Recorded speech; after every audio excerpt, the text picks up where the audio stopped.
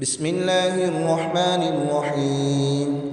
تبارك الذي بيده الملك وهو على كل شيء قدير، الذي خلق الموت والحياة ليبلوكم أيكم أحسن عملا وهو العزيز الغفور، الذي خلق 7 سماوات طباقا ما ترى في خلق الرحمن من تفاوت فارجع البصر هل ترى من فتور ثم ارجع البصر كرتين ينقلب إليك البصر خاسئا وهو حسير.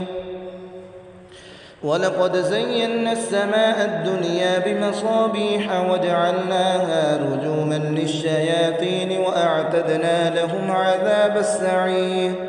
وللذين كفروا بربهم عذاب جهنم وبئس المصير. إذا ألقوا فيها سمعوا لها شهيقا وهي تفور تكاد تميز من الغيظ كلما ألقي فيها فوج سألهم خزنتها ألم يأتكم نذير قالوا بلى قد جاءنا نذير فكذبنا وقلنا ما نزل الله من شيء إن أنتم إلا في ضلال كبير. وقالوا لو كنا نسمع أو نعقل ما كنا في أصحاب السعير فاعترفوا بذنبهم فسحقا لأصحاب السعير. إن الذين يخشون ربهم بالغيب لهم مغفرة وأجر كبير. وأسروا قولكم أو اجهروا به إنه عليم بذات الصدور. ألا يعلم من خلق وهو اللطيف الخبير. هو الذي جعل لكم الأرض ظلولا فامشوا في مناكبها وكلوا من رزقه وإليه النشور. أأمنتم من في السماء أن يخسف بكم الأرض فإذا هي تمور أم أمنتم من في السماء أن يرسل عليكم حاصبا فستعلمون كيف نظير. ولقد كذب الذين من قبلهم فكيف كان نكير.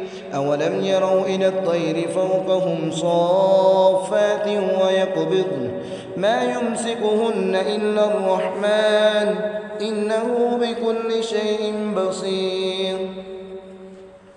أمن هذا الذي هو جند لكم ينصركم من دون الرحمن إن الكافرون إلا في غرور. أمن هذا الذي يرزقكم إن أمسك رزقه بل لجوا في عتو ونفور.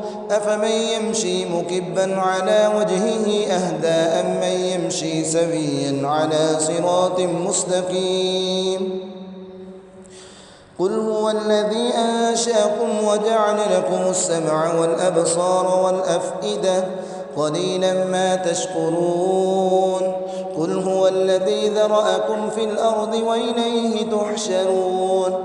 ويقولون متى هذا الوعد إن كنتم صادقين. قل إنما العلم عند الله وإنما أنا نذير مبين. فلما رأوه زلفة سيئت وجوه الذين كفروا وقيل هذا الذي كنتم به تدعون. قل أرأيتم إن أهلكني الله ومن معي أو رحمنا فمن يجير الكافرين من عذاب أليم. قل هو الرحمن آمنا به وعليه توكلنا فستعلمون من هو في ضلال مبين. قل أرأيتم إن أصبح ماؤكم غورا فمن يأتيكم بماء معين. صدق الله العظيم.